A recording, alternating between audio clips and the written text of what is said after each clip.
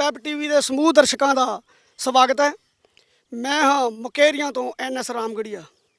ਅੱਜ Ajit web TV ਦੀ team ਤੁਹਾਨੂੰ ਇੱਕ ਵਿਸ਼ੇਸ਼ ਰਿਪੋਰਟ ਮੁਕੇਰੀਆਂ ਹਾਈਡਲ ਬਾਰੇ ਦਿਖਾਉਣ ਜਾ ਰਹੀ ਹੈ।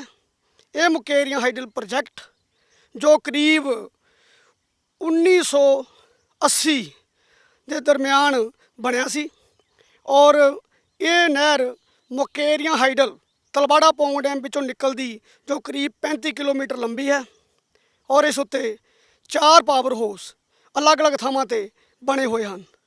ਇਹਨਾਂ ਪਾਵਰ ਹਾਊਸਾਂ ਤੋਂ ਰੋਜ਼ਾਨਾ 207 ਮੈਗਾਵਾਟ ਬਿਜਲੀ ਦਾ ਉਤਪਾਦਨ ਹੁੰਦਾ ਹੈ ਔਰ ਇਹ ਬਿਜਲੀ ਉੱਤਰੀ ਗ੍ਰਿਡ ਵਿੱਚ ਆਪਣਾ ਅਹਿਮ ਯੋਗਦਾਨ ਪਾਉਂਦੀ ਹੈ।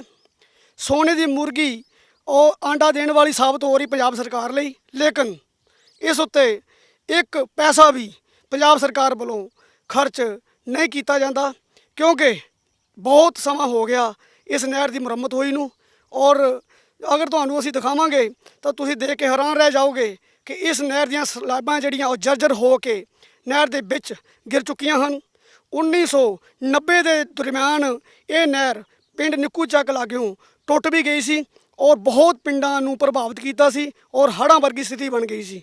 ਉਸ ਵੇਲੇ ਤੋਂ ਬਾਅਦ ਵੀ ਨਾ ਤਾਂ ਪੰਜਾਬ ਰਾਜ ਬਿਜਲੀ ਬੋਰਡ ਵਿਭਾਗ ਨੇ ਇਹ ਤੋਂ ਕੋਈ ਸਬਕ ਸਿੱਖਿਆ ਔਰ ਨਾ ਹੀ ਪੰਜਾਬ ਸਰਕਾਰ ਨੇ। ਅੱਜ ਵੀ ਜਰਜਰ ਹਾਲਤ ਵਿੱਚ ਇਹ ਨਹਿਰ ਦਿਖਾਈ ਦੇ ਰਹੀ ਹੈ ਔਰ ਇਸ ਪਾਸੇ ਬਿਲਕੁਲ ਵੀ ਕੋਈ ਪੰਜਾਬ ਸਰਕਾਰ ਵੱਲੋਂ ਕੋਈ ਧਿਆਨ ਨਹੀਂ ਦਿੱਤਾ ਜਾ ਰਿਹਾ। 207 ਮੈਗਾਵਾਟ ਬਿਜਲੀ ਉਤਪਾਦਨ ਕਰਨ ਵਾਲੀ ਇਹ ਨਹਿਰ ਜਿੱਥੇ ਉੱਤਰੀ ਗ੍ਰਿਡ ਵਿੱਚ ਆਪਣਾ ਅਹਿਮ ਯੋਗਦਾਨ ਪਾਉਂਦੀ ਹੈ, ਉੱਥੇ ਇਹ ਇਲਾਕੇ ਦੀਆਂ ਜ਼ਮੀਨਾਂ ਨੂੰ ਸਿੰਚਾਈ ਨਹਿਰਾਂ ਰਾਹੀਂ ਸਿੰਚਾਈ ਵੀ ਕਰਦੀ ਹੈ ਔਰ ਫਿਰ ਵੀ ਇਸ ਪਾਸੇ ਧਿਆਨ ਨਾ ਦੇਣਾ ਜਦੋਂ ਕਿ ਇਹ ਪਣ ਬਿਜਲੀ ਪ੍ਰੋਜੈਕਟ ਵਿੱਚ ਬਿਲਕੁਲ ਨਾ ਮਾਤਰ ਖਰਚਾ ਕਰਕੇ ਸਰਕਾਰ ਨੂੰ ਲੱਖਾਂ ਕਰੋੜਾਂ ਰੁਪਏ ਦੀ ਬਿਜਲੀ ਦਾ ਉਤਪਾਦਨ ਰੋਜ਼ਾਨਾ ਇੱਥੋਂ ਹੋਣ ਕਾਰਨ ਖਜ਼ਾਨੇ ਵਿੱਚ ਭਾਰੀ ਲਾਭ ਪਹੁੰਚ ਰਿਹਾ ਹੈ। ਲੇਕਿਨ ਸਰਕਾਰਾਂ ਦੀਆਂ ਕੀ ਮਜਬੂਰੀਆਂ ਹਨ ਔਰ ਕੀ ਇਹਨਾਂ ਦੀਆਂ ਇਹ ਮਸਲੇ ਹਨ ਜਿਹੜੇ ਸੁਲਝਾਏ ਨਹੀਂ ਜਾ ਰਹੇ ਔਰ ਨਾ ਹੀ ਇਹਨਾਂ ਵੱਲ ਧਿਆਨ ਦੇ ਕੇ ਇਹਨਾਂ ਨੂੰ ਹੱਲ ਕੀਤਾ ਜਾ ਰਿਹਾ ਹੈ। ਇਸ ਨਹਿਰ ਦੀ ਜਰਜਰ ਹਾਲਤ ਦੇਖ ਕੇ ਪਿੰਡਾਂ ਦੇ ਲੋਕਾਂ ਵਿੱਚ ਸਹਿਮ ਦਾ ਮਾਹੌਲ ਪਾਇਆ ਜਾ ਰਿਹਾ ਕਿਉਂਕਿ ਅੱਜ ਕੱਲ੍ਹ ਬਰਸਾਤ ਦੇ ਦਿਨ ਹਨ ਔਰ ਇਹ ਬਰਸਾਤ ਦੇ ਸਮੇਂ ਦੌਰਾਨ ਨਹਿਰ ਦੇ ਟੁੱਟਣ ਦੀਆਂ ਸੰਭਾਵਨਾਵਾਂ ਵੱਧ ਜਾਂਦੀਆਂ ਹਨ ਕਿਉਂਕਿ ਜਿਸ ਤਰ੍ਹਾਂ ਇਸ ਦੀਆਂ ਸਲੈਬਾਂ ਨਜ਼ਰ ਆ ਰਹੀਆਂ ਹਨ ਉਹ ਦੇਖ ਕੇ ਤੁਸੀਂ ਵੀ ਹੈਰਾਨ ਰਹਿ ਜਾਓਗੇ ਕਿ ਇਹ ਨਹਿਰ ਕਿਵੇਂ ਚੱਲ ਰਹੀ ਹੈ। ਪੰਜਾਬ ਦੇ ਸਭ ਤੋਂ ਮਹੱਤਵਪੂਰਨ ਪਣ ਬਿਜਲੀ ਪ੍ਰੋਜੈਕਟ ਮੁਕੇਰੀਆਂ ਹਾਈਡਲ ਜੋ ਪੰਜਾਬ ਸਰਕਾਰ ਅਤੇ ਬਿਜਲੀ ਵਿਭਾਗ ਦੇ ਲਈ ਭਾਵੇਂ ਸੋਨੇ ਦਾ ਅੰਡਾ ਦੇਣ ਵਾਲੀ ਮੁਰਗੀ ਸਾਬਤ ਹੋਈ ਹੈ, ਪਰੰਤੂ ਇਸ ਦੀ ਮੁਰੰਮਤ ਵੱਲ ਧਿਆਨ ਨਾ ਦੇਣ ਕਾਰਨ ਜਿੱਥੇ ਇਸ ਦੇ ਵਜੂਦ ਨੂੰ ਹੀ ਭਾਰੀ ਖਤਰਾ ਪੈਦਾ ਹੋ ਗਿਆ ਹੈ, ਉੱਥੇ ਹੀ ਇਸ ਦੀਆਂ ਕਰੀਬ 3000 ਤੋਂ ਵੱਧ ਸਲੈਬਾਂ ਰੁੜਨ ਕਾਰਨ ਇਸ ਦਾ ਤੁਸੀਂ ਬੰਨ ਕਮਜ਼ੋਰ ਹੋਣ ਕਰਕੇ ਨਜ਼ਦੀਕੀ ਕਰੀਬ 50 ਪਿੰਡਾਂ ਦੇ ਲੋਕਾਂ ਵਿੱਚ ਸਹਿਮ ਪਾਇਆ ਜਾ ਰਿਹਾ ਹੈ। ਸੂਤਰਾਂ ਅਨੁਸਾਰ ਰੋਜ਼ਾਨਾ 2 ਕਰੋੜ ਦੀ ਬਿਜਲੀ ਪੈਦਾ ਹੋਣ ਕਰਕੇ ਪੰਜਾਬ ਸਰਕਾਰ ਅਤੇ ਬਿਜਲੀ ਵਿਭਾਗ ਨੂੰ ਸਾਲਾਨਾ ਕਰੀਬ 600 ਕਰੋੜ ਤੋਂ ਵੱਧ ਦੀ ਆਮਦਨ ਇਸ ਪਣ ਬਿਜਲੀ ਪ੍ਰੋਜੈਕਟ ਤੋਂ ਹੁੰਦੀ ਹੈ। ਹੈਰਾਨੀ ਦੀ ਗੱਲ ਇਹ ਹੈ ਕਿ ਬਿਨਾਂ ਕੋਇਲੇ ਅਤੇ ਬਿਨਾਂ ਪ੍ਰਦੂਸ਼ਣ ਤੋਂ ਬਿਜਲੀ ਪੈਦਾ ਕਰਨ ਵਾਲੇ ਇਸ ਪੰਜਾਬ ਦੇ ਮਹੱਤਵਪੂਰਨ ਪਣ ਬਿਜਲੀ ਪ੍ਰੋਜੈਕਟ ਦੀ ਮੁਰੰਮਤ ਕਰਨ ਦੇ ਲਈ ਸੰਨ 2013 ਤੋਂ ਬਾਅਦ 7 ਸਾਲ ਦੇ ਅਰਸੇ ਦੌਰਾਨ ਕੋਈ ਫੰਡ ਜਾਰੀ ਨਹੀਂ ਕੀਤੇ ਗਏ।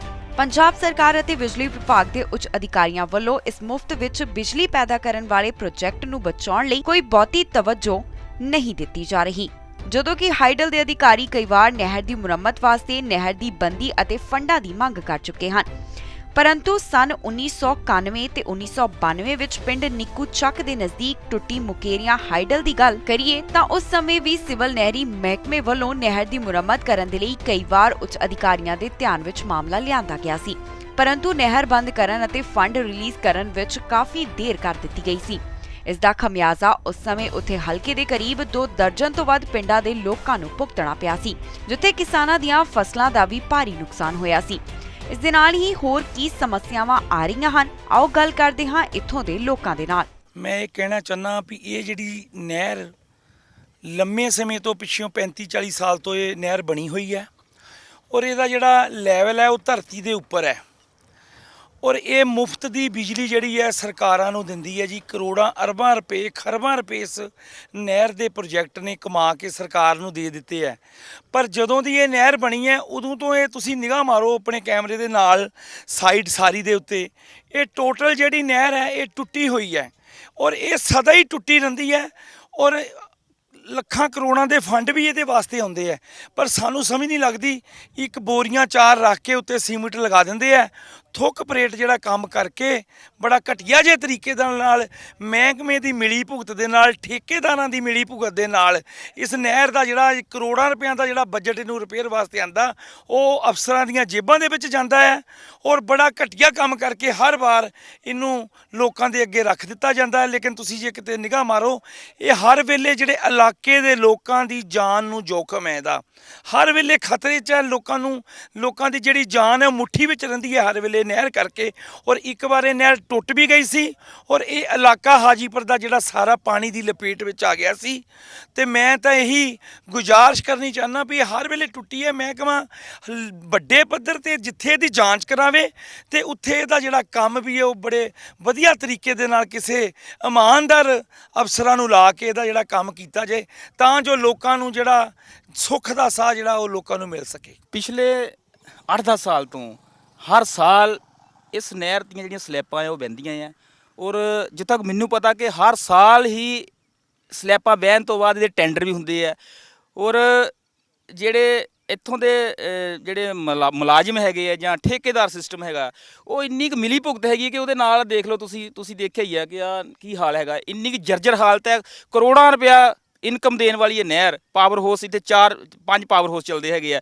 ਸ਼ਾਹ ਨਹਿਰ ਬ੍ਰਿਜ ਜਿੱਥੋਂ 52 ਗੇਟ ਤੋਂ ਸ਼ੁਰੂ ਹੁੰਦੀ ਹੈ ਔਰ ਟੇਰ ਕੈਣੇ ਖਤਮ ਹੁੰਦੀ ਹੈ, ਰਸਤੇ ਦੇ ਵਿੱਚ ਇੰਨਾ ਕੁ ਮਾਫੀਆ ਦੇ ਲੋਕ ਜਿਹੜੇ ਹੈਗੇ ਆ, ਇਹਦੇ ਤੁਸੀਂ ਅੱਗੇ ਜਾਓਗੇ ਜਾਂ ਪਿੱਛੇ ਜਾਓਗੇ ਤੁਸੀਂ ਦੇਖੋਗੇ ਕਿ ਇਹਦੇ ਬਿਲਕੁਲ ਨਹਿਰ ਦੇ ਬਿਲਕੁਲ ਕਿਨਾਰੇ ਦੇ ਕਰੈਸ਼ਰ ਚੱਲਦੇ ਹੈਗੇ ਆ। ਔਰ ਇਹ ਜਿਹੜੀ ਨਹਿਰ ਹੈ ਦੋਨੋਂ ਹਲਕਿਆਂ 'ਚ ਲੰਘ ਕੇ ਜਾਂਦੀ ਹੈ, ਮੁਕੇਰੀਆਂ ਔਰ ਦਸੂਆ ਹਲਕੇ ਦੇ। ਮੈਂ ਸਵਾਲ ਕਰਨਾ ਚਾਹੁੰਦਾ ਇੱਥੋਂ ਦੇ ਦੋਨੋਂ ਵਿਧਾਇਕਾਂ ਨੂੰ, ਮਿੱਕੀ ਡੋਗਰੇ ਨੂੰ ਵੀ ਔਰ ਇੰਦੂ ਬਾਲਾ ਨੂੰ ਵੀ, ਕਿ ਇਹ ਸੁੱਤੇ ਪਏ ਨੇ? ਕਿ ਉਹਨਾਂ ਨੂੰ ਨਹੀਂ ਪਤਾ ਕਿ ਇਸ ਨਹਿਰ ਦੇ ਰੁੜਨ ਦੇ ਨਾਲ ਹਜ਼ਾਰਾਂ ਏਕੜ ਜਿਹੜੀ ਜ਼ਮੀਨ ਹੈ ਮੁਕੇਰੀਆਂ ਹਲਕੇ ਦੀ ਔਰ ਦਸੂਆ ਵਿਧਾਨ ਸਭਾ ਹਲਕੇ ਦੀ, ਉਹ ਰੁੜ ਜਾਣੀ ਹੈ, ਤਬਾਹ ਹੋ ਜਾਣੀ ਹੈ। ਔਰ ਹਰ ਸਾਲ ਹੀ ਜਦੋਂ ਪਾਣੀ ਵੱਧਦਾ ਹੈ, ਬਰਸਾਤ ਹੁੰਦੀ ਹੈ, ਔਰ ਹਰ ਸਾਲ ਕਿਸਾਨਾਂ ਦੀ ਜਿਹੜੀ ਫਸਲ ਰੁੜਦੀ ਹੈ। ਮਗਰ ਜਿਹੜਾ ਪ੍ਰਸ਼ਾਸਨ ਵੀ ਜਿਹੜਾ ਚੁੱਪ ਬੈਠਾ ਹੈ, ਔਰ ਪੰਜਾਬ ਸਰਕਾਰ ਵੀ ਜਿਹੜੀ ਹੈ ਪਤਾ ਨਹੀਂ ਉਹ ਕਿਹੜੇ ਰੰਗਾਂ ਵਿੱਚ ਰਾਜੀ ਹੈਗੀ ਹੈ ਕਿ ਉਹ ਇਹੀ ਇੰਤਜ਼ਾਰ ਕਰ ਰਹੀ ਹੈ ਕਦੋਂ ਉਹ ਨਹਿਰ ਟੁੱਟੇ, ਕਦੋਂ ਗੱਲ ਕੀ ਜ਼ਿਮੀਂਦਾਰਾਂ ਦਾ ਨੁਕਸਾਨ ਹੋਵੇ, ਅਸੀਂ ਐਕਸ਼ਨ ਲਈਏ। ਮਗਰ ਅਸੀਂ ਅਪੀਲ ਕਰਦੇ ਹਾਂ ਕੈਪਟਨ ਸਾਹਿਬ ਅੱਗੇ ਵੀ ਕਿ ਜਾਗੇ। ਲੋਕਡਾਊਨ ਦੇ ਆੜ ਦੇ ਵਿੱਚ ਜਿਹੜੇ ਮਾਫੀਆ ਦੇ ਲੋਕ ਜਿਹੜੇ ਲੋਕਾਂ ਨੂੰ ਲੁੱਟ ਵੀ ਰਹੇ ਆ ਔਰ ਪ੍ਰਸ਼ਾਸਨ ਨੂੰ ਵੀ ਚੂਨਾ ਲਾ ਰਹੇ ਆ, ਉਹਨਾਂ ਤੇ ਸਖਤ ਕਾਰਵਾਈ ਕੀਤੀ ਜਾਵੇ ਤਾਂ ਜੋ ਲੋਕਾਂ ਨੂੰ ਵੀ ਇਨਸਾਫ ਮਿਲ ਸਕੇ ਅਤੇ ਜਿਹੜਾ ਸਰਕਾਰ ਨੂੰ ਚੂਨਾ ਲੱਗਦਾ ਉਹਦੀ ਵੀ ਭਰਪਾਈ ਹੋ ਸਕੇ। ਦੂਜੇ ਪਾਸੇ ਮੁਕੇਰੀਆਂ ਹਾਈਡਲ ਦੇ ਐਕਸੀਅਨ ਸਰਦਾਰ ਚਰਨਜੀਤ ਸਿੰਘ ਦਾ ਕਹਿਣਾ ਸੀ ਕਿ ਮੁਕੇਰੀਆਂ ਹਾਈਡਲ ਦੀ ਮੁਰੰਮਤ ਵਾਸਤੇ ਭਾਵੇਂ ਫੰਡ ਰਿਲੀਜ਼ ਨਹੀਂ ਕੀਤੇ ਗਏ, ਪਰੰਤੂ ਫਿਰ ਵੀ ਉਹ ਆਪਣੇ ਪੱਧਰ ਤੇ ਰੁੜੀਆਂ ਸਲੈਬਾਂ ਦੀ ਥਾਂ ਮਿੱਟੀ ਦੀਆਂ ਬੋਰੀਆਂ ਲਗਾ ਕੇ ਕੰਮ ਚਲਾ ਰਹੇ ਹਨ। ਮੈਂ ਇਸ ਗੱਲ ਤੋਂ ਡਰਾਈ ਨਹੀਂ ਕਰਦਾ ਕਿ ਮੁਕੇਰੀਆਂ ਹਾਈਡਲ ਚੈਨਲ ਦੀ ਹਾਲਤ ਜਿਹੜੀ ਆ ਉਹ ਖਸਤਾ ਨਹੀਂ, ਕਿਉਂਕਿ ਪਿਛਲੇ 7 ਸਾਲ ਤੋਂ ਇਹਦੀ ਜਿਹੜੀ ਆ ਮੇਜਰ ਰਿਪੇਅਰ ਨਹੀਂ ਕਰਾਈ ਜਾ ਸਕੀ। ਉਸ ਦੇ ਕਈ ਕਾਰਨ ਆ ਵੀ ਸਾਨੂੰ ਪਾਣੀ ਦੀ ਉਹਦੀ ਡਿਪਲੀਸ਼ਨ ਨਹੀਂ ਮਿਲੀ ਤੇ ਜਿਸ ਕਰਕੇ ਇਹਦੀ ਹਾਲਤ ਦਿਨ ਬ ਦਿਨ ਖਸਤਾ ਹੁੰਦੀ ਜਾ ਰਹੀ ਆ। ਤੇ ਇਸ ਵੇਲੇ ਬਹੁਤ ਹੀ ਮਾੜਾ ਹਾਈਡਲ ਜਿੰਨੇ ਵੀ ਹਾਈਡਲ ਪ੍ਰੋਜੈਕਟ ਸਾਡੇ ਕੋਲ ਹੈ ਉਹਦੇ ਸਾਰਿਆਂ ਚੋਂ ਇਸ ਦੀ ਹਾਲਤ ਜ਼ਿਆਦਾ ਖਸਤਾ ਸਭ ਤੋਂ। ਤੇ ਤੁਹਾਨੂੰ ਪੁੱਛਣਾ ਚਾਹੁੰਦੇ ਇਹ ਜਿਹੜੀ ਨਹਿਰ ਹੈ ਕਦੋਂ ਬਣੀ ਸੀ, ਕਿੰਨੇ ਸਾਲ ਹੋ ਗਏ ਬਣੀ ਨੂੰ, ਤੇ ਇਹ ਕਿੰਨੇ ਕੁ ਪਾਣੀ ਦੀ ਸਮਰੱਥਾ ਹੈ ਰੱਖਦੀ ਹੈ ਤੇ ਕਿੰਨਾ ਬਿਜਲੀ ਉਤਪਾਦਨ ਕਰਦੀ ਹੈ? ਇਹ 1988 ਦੇ ਵਿੱਚ ਇਹਦੀ ਜਿਹੜੀ ਹੈ 1988-99 ਦੇ ਵਿੱਚ ਇਨੌਗੂਰੇਸ਼ਨ ਹੋਈ ਸੀ, ਜਦੋਂ ਕਿ ਚਾਰੇ ਪਾਵਰ ਹਾਊਸ ਚੱਲ ਪਏ ਸੀਗੇ। ਉਸ ਵੇਲੇ 36 ਕਿਲੋਮੀਟਰ ਲੰਬੀ ਨਹਿਰ ਹੈ ਤੇ 4 ਪਾਵਰ ਹਾਊਸ ਇੱਥੇ ਉਦੋਂ ਚੱਲਦੇ ਸੀ। 207 ਮੈਗਾਵਾਟ ਇਹ 1988-99 'ਚ ਚੱਲੀ ਸੀ। ਕਿੰਨਾ ਪਾਣੀ ਸਮਰੱਥਾ ਦੀ ਇਹ 11,500 ਕਿਊਸਕ ਦੀ ਜਿਹੜੀ ਆ ਫੁੱਲ ਕੈਪੈਸਿਟੀ ਹੈ ਇਹਦੀ ਨਹਿਰ ਦੀ। ਨਹਿਰ ਦੀ ਮੁਰੰਮਤ ਜਿਹੜੀ ਹੈ ਉਹ ਬਹੁਤ ਜ਼ਰੂਰੀ ਹੈ ਇਸ ਵੇਲੇ, ਕਿਉਂਕਿ ਕਿਸੇ ਵੇਲੇ ਬਿਜਲੀ ਉਤਪਾਦਨ ਠੱਪ ਹੋਣ ਦੀ ਸੰਭਾਵਨਾ ਹੈ। ਬਿਲਕੁਲ ਤੁਹਾਡੀ ਗੱਲ ਸਹੀ ਹੈ। ਕੋਈ ਤੁਸੀਂ ਪ੍ਰੋਜੈਕਟ ਬਣਾਇਆ ਜਾਂ ਮਤਲਬ ਕੋਈ ਮੰਗ ਕਰਨਾ ਚਾਹੁੰਦੇ ਹੋ ਸਾਡੇ ਰਾਹੀਂ ਸਰਕਾਰ ਤੋਂ? ਅਸੀਂ ਕਾਫੀ ਕੋਸ਼ਿਸ਼ਾਂ ਕਰ ਰਹੇ ਹਾਂ ਇਸ ਵੇਲੇ ਇਹਦੀ ਰਿਪੇਅਰ ਵਾਸਤੇ। ਕੋਈ 3 ਕਰੋੜ ਦੇ ਅਸੀਂ ਟੈਂਡਰ ਦੇ ਕਾਲ ਵੀ ਕੀਤੇ ਆ। ਹੋ ਸਕਦਾ ਵੀ ਉਹ ਅਗਸਤ ਮਹੀਨੇ 'ਚ ਉਹ ਟੈਂਡਰ ਮੈਚੂਰ ਹੋ ਜਾਣ, ਪਰ ਫਿਰ ਵੀ ਇਹ ਜਿਹੜੀ ਅਸੀਂ ਟੈਂਡਰ ਲਾਇਆ ਕੋਈ 1200-1300 ਸਲੈਬਾਂ ਦਾ ਹੈ, ਕੋਈ 4000 ਦੇ ਕਰੀਬ ਇਹਦੀ ਸਲੈਬ ਜਿਹੜੀ ਆ ਉਹ ਡੈਮੇਜ ਹੋ ਚੁੱਕੀ ਆ।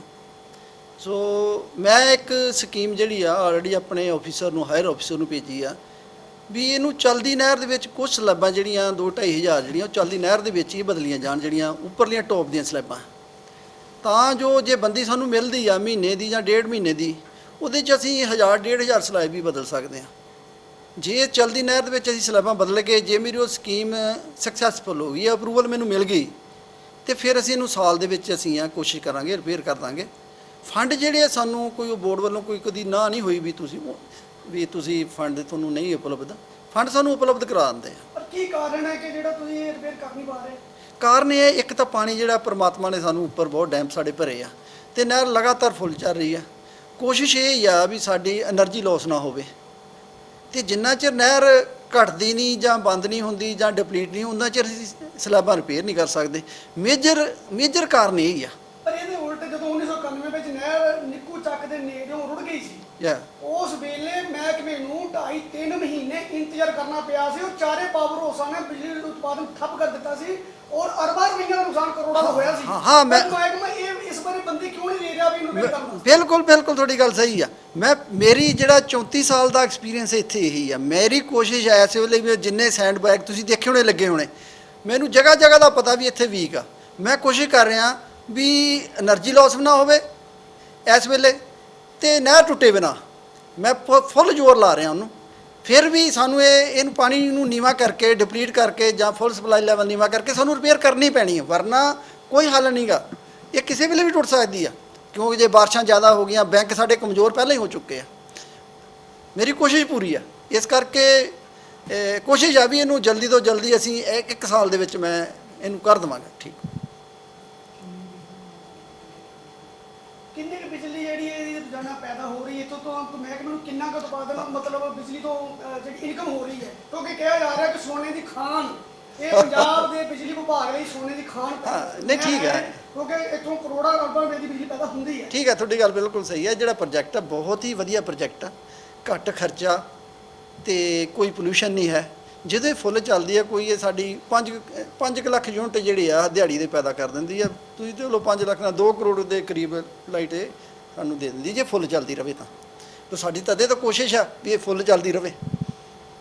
ਪਰ ਇਹਦੇ ਵਿੱਚ ਤੁਹਾਨੂੰ ਲੋਕਾਂ ਦੀ ਜਾਨ ਜਿਹੜੀ ਖਤਰਾ ਪੈਦਾ ਹੋਇਆ ਲੋਕਾਂ ਦੀ ਜਾਨ ਵਾਸਤੇ, ਥਾਂ ਤੋਂ ਨਹਿਰ ਰੁੜਨ ਵਾਲੀ ਹੈ, ਉਹਦੇ ਬਾਰੇ ਵੀ ਸੋਚਣਾ ਚਾਹੀਦਾ। ਮੈਂ ਯਕੀਨ ਤੁਹਾਨੂੰ ਵੀ ਮੈਂ ਇਹਨੂੰ ਟੁੱਟ ਨਹੀਂ ਦਊਂਗਾ। ਮੈਂ ਬਹੁਤ ਜ਼ੋਰ ਲਾ ਰਿਹਾ, ਸਾਡੇ ਆਫੀਸਰ ਵੀ ਬਹੁਤ ਜ਼ੋਰ ਲਾ ਰਹੇ ਆ ਵੀ ਨਾ ਟੁੱਟੇ ਵੀ ਨਾ ਤੇ ਰਿਪੇਅਰ ਵੀ ਹੋ ਜਾਵੇ। 1 ਸਾਲ ਦਾ ਮੈਨੂੰ ਟਾਈਮ ਦਿਓ ਵੀ ਅਗਲੇ ਮਾਰਚ ਤੱਕ ਮੈਂ ਇਹਨੂੰ ਕਾਫੀ ਇੰਪਰੂਵ ਕਰ ਦੇਵਾਂਗਾ। ਮੁਕੇਰੀਆਂ ਹਾਈਡਲ ਜੋ ਬਹੁਤ ਜ਼ਿਆਦਾ ਵੱਡਾ ਯੋਗਦਾਨ ਪਾ ਰਹੀ ਹੈ ਬਿਜਲੀ ਉਤਪਾਦਨ 'ਚ, ਉਹਦੀ ਅਸੀਂ ਅੱਜ ਤੁਹਾਨੂੰ ਵੱਖ-ਵੱਖ ਪਹਿਲੂਆਂ 'ਤੇ ਅਫਸਰਾਂ ਨਾਲ, ਅਧਿਕਾਰੀਆਂ ਨਾਲ ਗੱਲਬਾਤ ਵੀ ਕੀਤੀ ਹੈ, ਔਰ ਤੁਹਾਨੂੰ ਸਾਰੀ ਇਹ ਜਿਹੜੀ ਇਹਦੀ ਦਸ਼ਾ ਇਸ ਵੇਲੇ ਬਹੁਤ ਜਰਜਰ ਹੋ ਚੁੱਕੀ ਹੈ ਦਿਖਾਈ ਹੈ, ਸਥਿਤੀ ਦਿਖਾਈ ਹੈ।